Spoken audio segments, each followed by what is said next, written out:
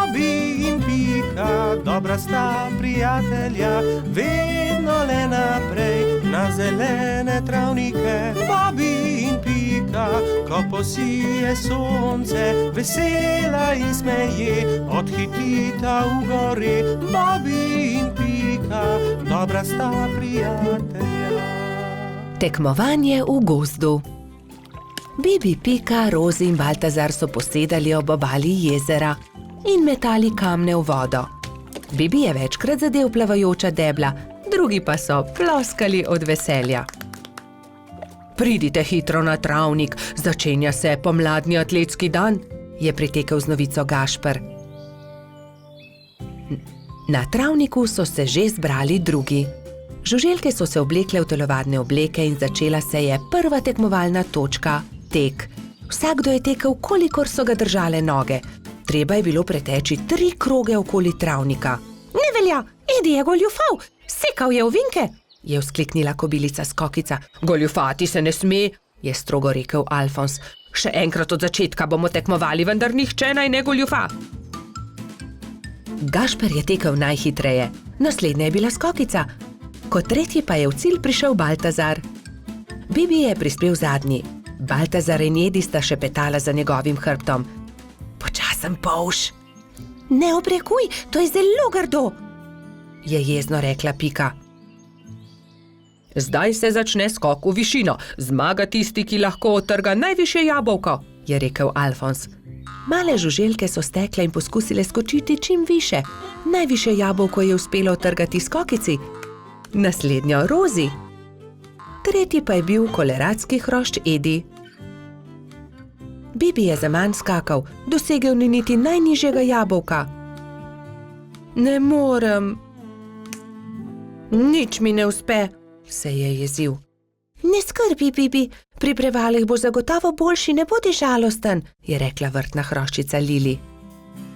Ampak Bibi prevalov ni upal delati, saj ga je skrbelo za polžjo hišico. Tekmovalci so se postavili na start in so delali prevale iz enega konca travnika na drugega. Pika je bila najhitrejša in je zmagala. Zdaj se začenja letenje, je povedal Alfons. Kdor prvi prispe do vrha smreke in prinese najvišji storž, tisti zmaga. Žuželke so se takoj pognale. Rozi, Baltazar, Pika in Zefira so tekmovali za storž. Rozi je bila najhitrejša, ona je prispela prva na vrh smreke.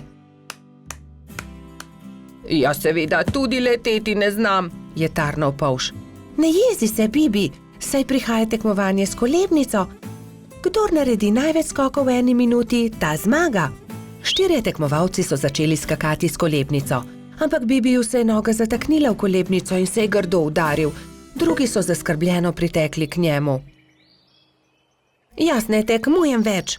Meni nič ne uspe, grem domov, je grenko rekel in odšel. Moramo si nekaj izmisliti, nekako moramo razveseliti Bibija, je rekla Pika.